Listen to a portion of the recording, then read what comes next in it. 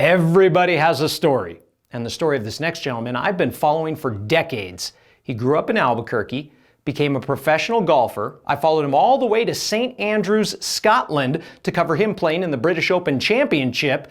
Now he's a network golf commentator, and he stopped by our studio for a little conversation. One of my favorites, Albuquerque's Notah Begay. First off, Notah, I start these interviews with the same question I ask everybody.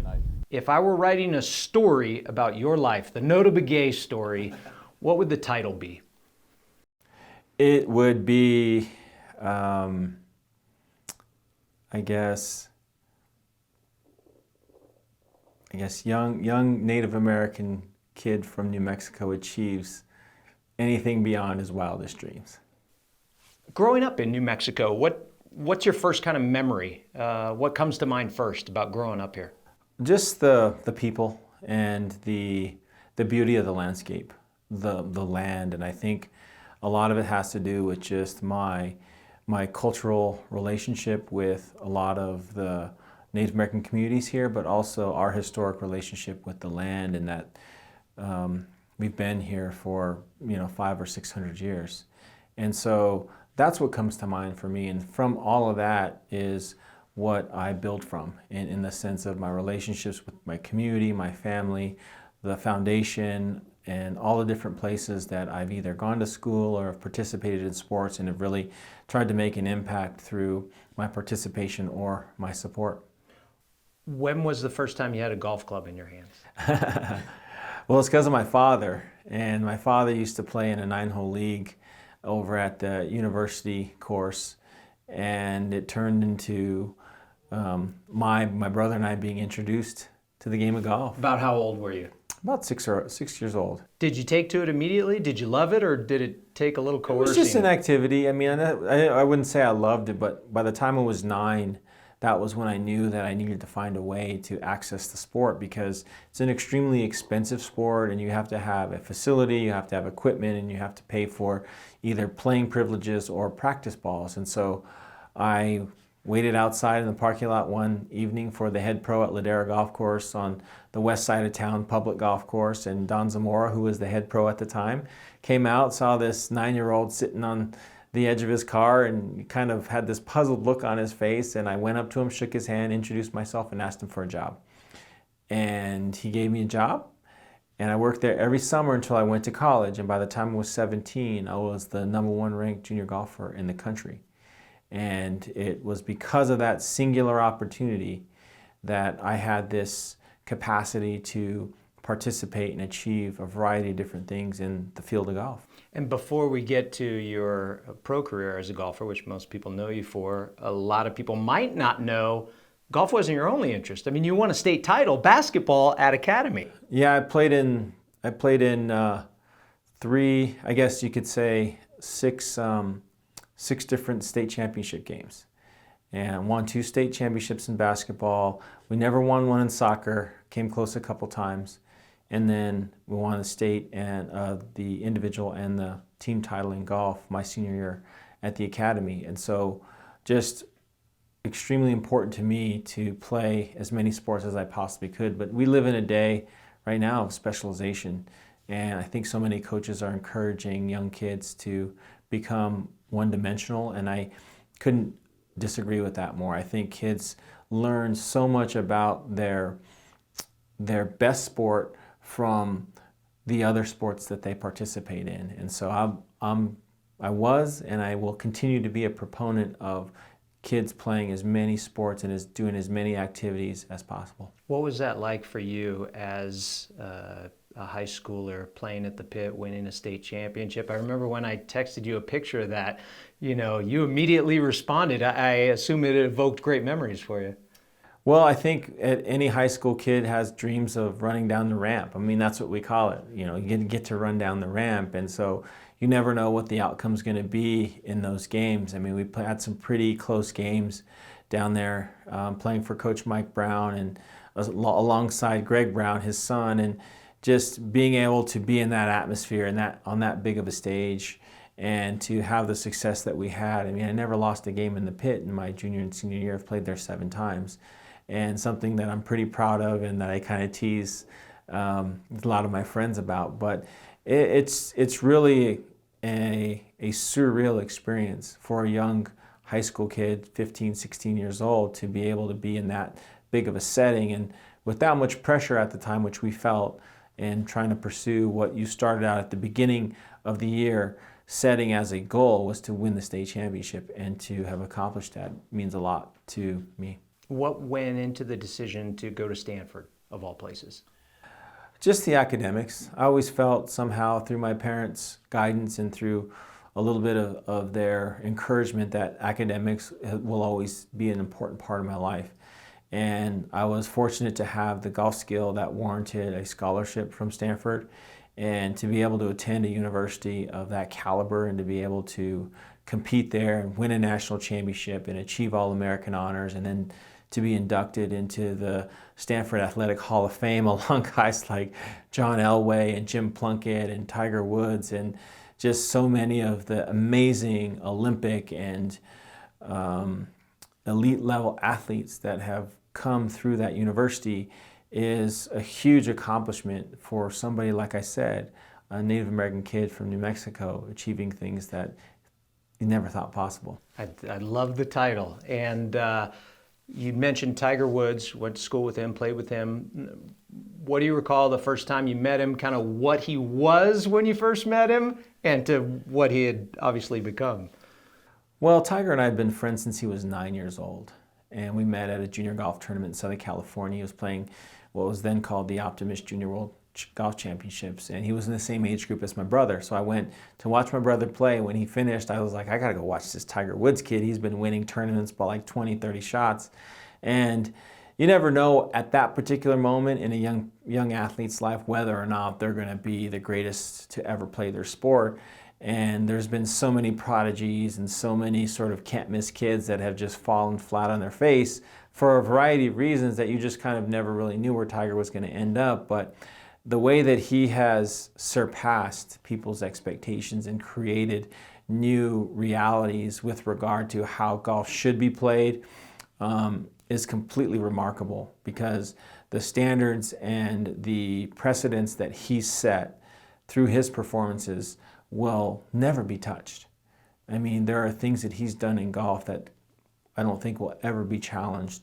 And I think one of those is the 79 wins right now, and that may change in the current era, is something that is going to be hard for anybody to even come close to. Knowing him for so long and being as close as you are, has your relationship been strained, or has it been tough on you with things that he's had to deal with in the public eye? And you've been asked about, as a golf commentator on several occasions.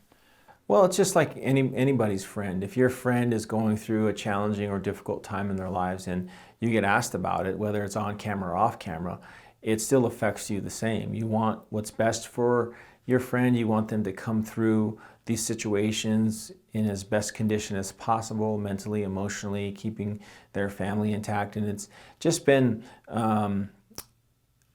me sort of acting in the capacity of a friend. Nothing more, nothing less. Not a college teammate, not a college analyst, but just a friend trying to support him through the things that he's been challenged with in his life, as a variety of, some of the decisions he's made.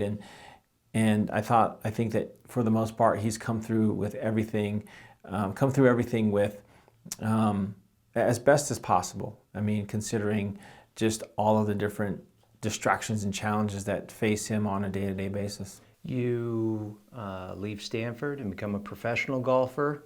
What stands out most about your professional golf career? 4-time winner on tour, played in all the majors, President's Cup. The thing that stands out about my professional golf career is the fact that I'm in television now. And there's not one athlete that plans for the end of their career. Every athlete plans for, I want to make this, or I want to achieve this. I need to beat this team, or I need to beat that person.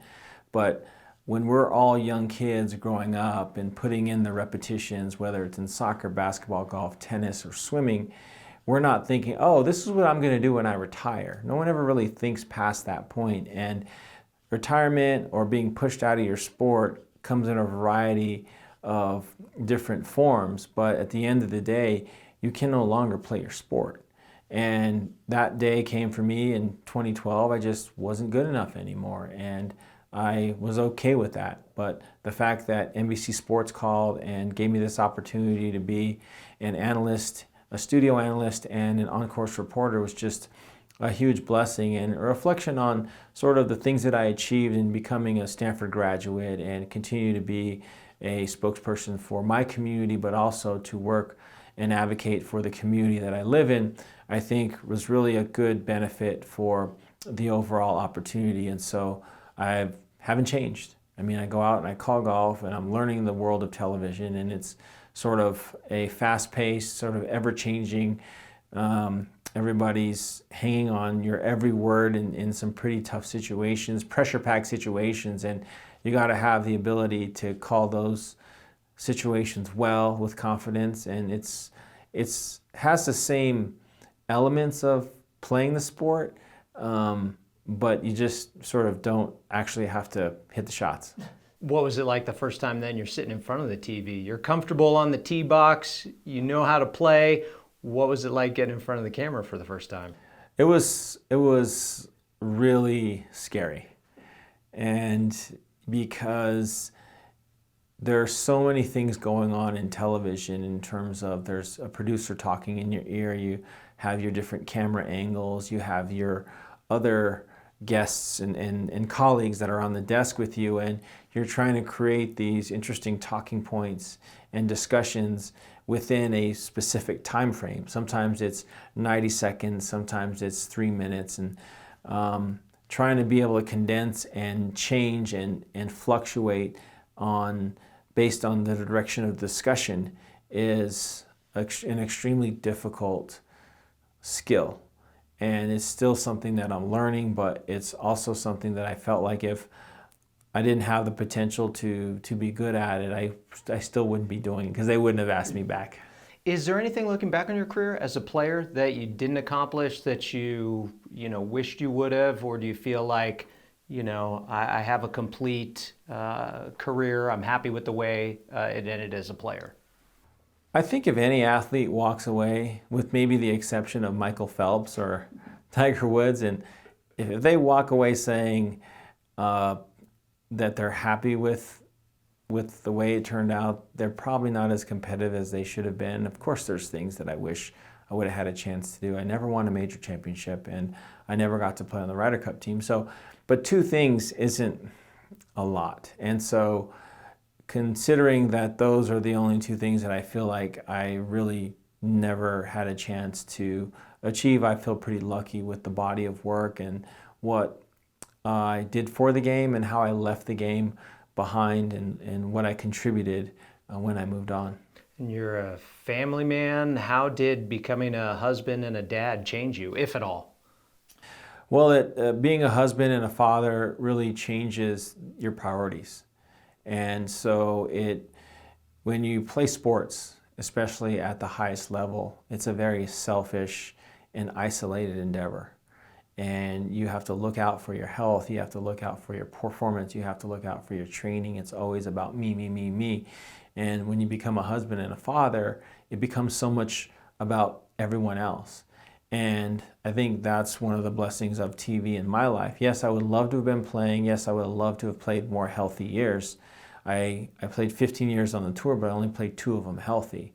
And those were my 2 most productive years of my career. And having to make that transition, television forced me to sort of become a family man and to become sort of more than just the athlete. And sort of that's my pursuit now, is to be an advocate for my community, both the Albuquerque, New Mexico community and my Native American community, but also to be a good dad and husband and try and act as a catalyst for positive change in all of the different activities that I participate. Backtracking a little bit, in the title of your story, you mentioned, Native American kid accomplishing anything beyond his wildest dreams. In that title, Native American, had you ever experienced growing up or out and about as a golfer any racism or anything that you had to deal with like that? Yeah, unfortunately, racism and hate and derogatory remarks based upon where somebody comes from or where somebody lives or is a part of society still. And the one thing that I always felt like was an asset for me was to ignore it.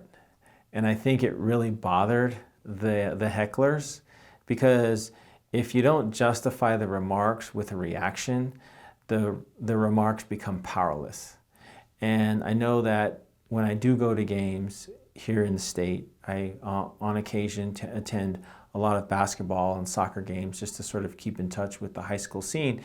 Those things are still in existence at a very minimal level, but if you empower those thoughts and those words with a reaction, and albeit a negative reaction, then it's just as much a reflection on the athlete as it is upon the person who's saying those sorts of things. But I've ignored it. I ignored it at every level. I ignored it in high school, I ignored it in college, and I ignored it at the professional level, because I will not let another person determine whether or not I'm capable of achieving what I've set forth as my goal.